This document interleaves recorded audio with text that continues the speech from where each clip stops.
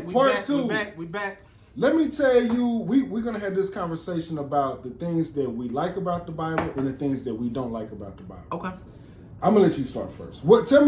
Start off with the things that you don't like about the Bible. Oh, okay.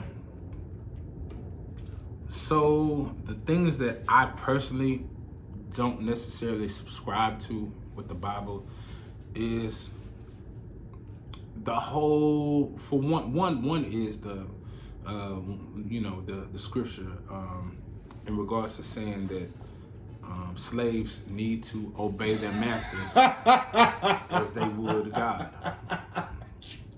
Now there could be some credence to it back then that would make sense, but I'm living in the modern age. I live in the 21st century, so for me to read, this nigga wild. No, I'm just saying to read something that says that slaves must obey their masters as they would God. It's like, oh my God! No. For me, and the only reason I say this is because I often think to myself, now, with the God, the all-being God, the Creator, did he say this? Because they say that the Bible is inspired by the truth of God. Now, the God that we know and have grown to love, did he co-sign this for real? Is this something that... No, am I making sense?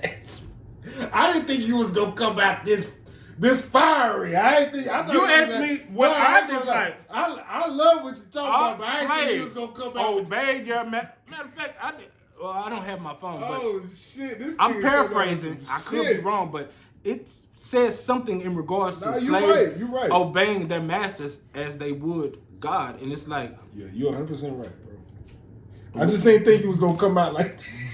But why? Why would someone who is holding me captive, subjugating me to the worst circumstances that I could ever dream of and imagine, I'm to obey them like I would God? Mm-hmm. I don't like that. I dislike that wholeheartedly. I don't. What do you like about the Bible? What I do like about the Bible is there's tales of camaraderie. There's tales of having faith. For one, the story of David and Goliath. That's a great story. That's a great story. The story of Daniel and the lion's den. That's a great one too. That's a great story. There's a lot of... to be honest with you, I have more things that I like about the Bible than I dislike. If I really sit and I think about it, I enjoy more things about the Bible than I dislike. But the only difference is the things that I dislike about the Bible outweigh the things that I do like about the Bible. Yeah. It overcomes my likes, because some of the things in the Bible is just like, I personally, no disrespect, I can't imagine a God that loved us so much that would ask me to bring my son to an altar and cut his fucking head off for a joke, just to see how loyal you are. Then to say, my nigga, I was just playing. I ain't really mean that. That's crazy, my nigga. That's crazy. Okay, another thing I dislike. Go ahead. Go in. You got the force. Because God is I might butcher the word. It starts with an O. Omniscient. An omniscient God that you see, you know everything. Omnipotent. I think that's the word. Omnipotent. Whatever the case may be. Keep in mind, ladies and gentlemen, we're just some regular niggas from the hood. Yeah. We just talking shit around this bitch. Yeah, go ahead. So, Cain kills Abel. God has the audacity to walk up to him. Now, this is the crazy thing. Is God walking up to him? How's these interactions where God is talking to these people, are they seeing him in the flesh? Are they hearing him in his head? Because nobody can describe what God looks like, but we have plenty of accounts where God is speaking directly to someone. He says, yo, where your brother at? You know what this nigga said? You know what Cain said? Am I my brother's keeper? Basically like, Nigga, I don't keep tabs on this nigga. I don't know where the fuck he at. Right. But God already knew that he killed. Why is you asking this nigga where your brother at, and you know he already done killed this nigga? Right. Why is you doing? That's like, I don't know. To me, ladies and gentlemen, to me, it's condescending. If you know everything and you see everything, you gonna ask this nigga what? Get on his ass. Don't ask this as a parent. As a parent, because I always like to use this analogy as God being a parent, because he is our parent, right? So if you bust in the room and your youngest is on the ground and your oldest is standing up, you know what the fuck happened. You actually heard it when it happened. It just took you a while to get up and go in the room. Why are you asking this nigga, where's your brother? You know everything. You know this nigga dead. Mm-hmm. Right. The Garden of Eden. Adam and Eve. You knew when Eve ate that apple. Why is you coming to Adam talking about what have you done and all that? Bro, are you omnipotent or not, bro? Do you know and see everything? Like, do we have free will or do we not? And another thing that I personally don't like is the fact that this loving God, this loving Father that gave us life, gonna sit up here and say, I am God, but guess what?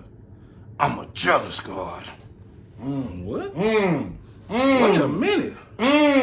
He who created everything, what you jealous about? Why would you say that? Why would now you keep in mind. Sir. I know, no, but look, I want on a serious note. Yeah. I'm not trying to mock God. What I'm saying is, I don't think God is like that. That seems more like a human emotion. I think that's something that man put in there. Mm-hmm. And I mean no disrespect. I'm not trying to mock God. I think that some of the things in the Bible, man kind of remix a little bit. They did a Jermaine Dupri. Yeah. They did a P. Diddy. I feel you. This is the remix. Yeah. You see what I'm saying? I totally agree. Because some of those things, why would if I created the universe, all planets, all everything, why would I be jealous? Like, jealous for what? Yeah, I don't. Like, I don't understand that fucks me up about God. Now let me tell you the things that I do like about the Bible. I do like the stories. I think the stories are great. The stories are fine. Can we agree that the stories of the Bible are fucking fire? Is some of the best you literature can't tell ever. me nothing. Look, the Bible got cold ass stories in it. The Some of the Quran got good stories in it. A lot of Hinduism isn't even a real thing. Hinduism is not even a real. The original Torah has great stories. Now, this is the thing that I don't like about the Bible. King James Version. Why are we picking and choosing what needs to be in the Bible? What about all the other chapters? We can attribute that. So we not gonna get the whole motherfucking truth. Hold on, I'll let you go. We can attribute that to the Council of Nicaea. We can contribute that to white supremacy. We can contribute it to whatever you want to say. The Council of Nicaea were white men. I'm not. Look, I don't disagree with you, sir. They took out parts of the Bible. I'm saying that the things that I don't like about the Bible is that y'all not giving us the full truth. Y'all picking and choosing what to put in the Bible in order for people to believe in. Not just that, what he said too about the whole slavery shit. That's a contradictory. Why would God say obey your fucking slave owners and all this type of shit? Like, even Nat Turner said this shit. That's why Nat Turner stopped being a goddamn Christian, because he started going to all the other plantations and seeing how other black people were getting treated by white people. And that's what made him really want to start a revolution. And that's the reason why he put the Bible to the side. He was like, nah, fuck that, nigga. I'm finna kill these white folks because of what they doing to my people. Nat Turner was a real motherfucking Christian. He was a preacher. Mm-hmm. When he went to all the other plantations and he saw how black people was getting treated, he said, nah, I got to start a revolution. Now, other thing is, not just because of all the books that they haven't, don't let us see this secret information. You got to go find this shit. But these books are in the Vatican, ladies and gentlemen. Yeah, but you can read a lot of the books too. They do have some of the books, but these books are not. Ladies and gentlemen, I'm gonna tell you right now. anything that we can find as far as the books that have been taken out of the Bible, the book of Enoch. Oh. You can find certain things on the book of Enoch online, but guess what though? Crazy. That's one of the best, bro. The book of Enoch is literally probably one of the best but stories. I guarantee you, and it's about aliens. The version that we got of the book of Enoch, I guarantee you, it's a watered down version. Enoch is one of the only ones. Do you guys know that Enoch is probably one of the only people that did not perish? Enoch did not pass away. Enoch spoke with God, and God favored Enoch so much that he took him. Enoch didn't die. In a fiery wheel. And he showed him the whole solar systems and planets and all that type of shit. Spaceships. And he described he described that. Spaceships are mentioned. I don't know if you guys know this, or if you Deuteronomy. Oh, with spaceships. It's spaceships all through the Bible. Now let me say, when they talk about chariots, wheels of fire, and chariots of fire, and that's the best words that they had to describe what they were saying. And it makes sense. Yeah. But let me say this though. This is the other thing I don't like about the Bible. Jesus. I love the story of Jesus. I think he's the first superhero in ancient times. He was outside of Zeus and all them. No. Before Zeus and before Jesus, no disrespect. Look it up. All that shit come from African heritage. There's a god named Heru. There's a mother named Aset, a father named Asar, and a son named Haru. So that's the African names. But the Greeks, you guys probably know the Greek names. Took all you know the Greek names. So the father was Osiris, the mother was Isis, and the son was Horus. That's the Greek names. When the Greeks came over to Egypt and they found all these, but the original African names was Asar, Aset, and Heru. Heru was the first superhero figure. Well, he probably wasn't even the first, but he was one of the biggest mainstream in ancient times. So monotheism comes from Egypt. Africa. Yeah, it comes from Africa. Facts. Now, hold on. Akhenaten started the first monotheistic religion. Okay, but let me say this about Jesus. We're not finna get into the whole history. That's a whole nother podcast. Right, yeah. We might have to do that on part 2. We may. All right, so just on Jesus. I don't like the fact that Jesus is only talked about from the age of from his birth to the age of 7? No, maybe 11. He goes to the age of 12, and then he disappears, and then he comes back as a grown man at 33. Now, this is the thing. There is a lot of ancient texts that predates the Bible that talks about Jesus going to Africa to understand the mystics. He went to the mystery school. He went to the mystery school in Egypt. In Egypt. Not only that, the oldest version of the Bible is in Ethiopia. That's where they say that the Ark of the Covenant. The Ark of the Covenant is at. It's in Ethiopia. That's what they say. Right. So it's a lot of things about the Bible that has been watered down, that has been given to black people and to white people too. Black people and white people and everybody in America are a victim of oppression when it comes to our spirituality and our knowledge, education. Yeah. So we're all victims. Right. We're all white people victims, black people victims, Mexicans, all of us. No one is exempt. No one is exempt. But we can as a people agree that there are a lot of great things about the Bible that we understand what they're trying to say, but that is not the history of humanity when it comes to how deep our spirituality is. Right. And that's the issue I have with Christianity. That's the issue I have with black pastors. That's the issue I have with mega churches. Y'all don't want to teach history. Y'all just want to teach the Bible.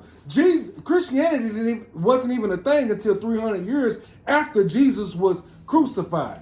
Yeah. Then am I lying? Am I not? Yeah. I don't know the exact. No, it was 300 Christianity years. Came after it's named after Jesus Christ. So what were people? So if Christianity comes from the name Christ.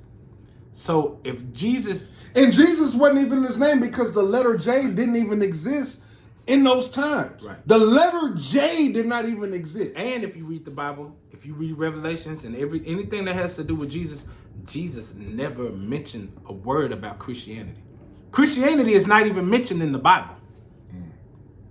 Did you know that? Christianity wasn't a thing. Is not it wasn't even a thing. Bro, in the Bible, Jesus was a Hebrew. He wasn't Israelite. Right. He was he was a Gentile. No, Jesus wasn't a Gentile. Gentile is people who aren't from the Hebrew tribe. If you're not a Hebrew or Israelite, you're considered Goyim. You're considered a Gentile. Only those who are from the Hebrew bloodline are considered God's chosen people. Everybody else are considered a Gentile.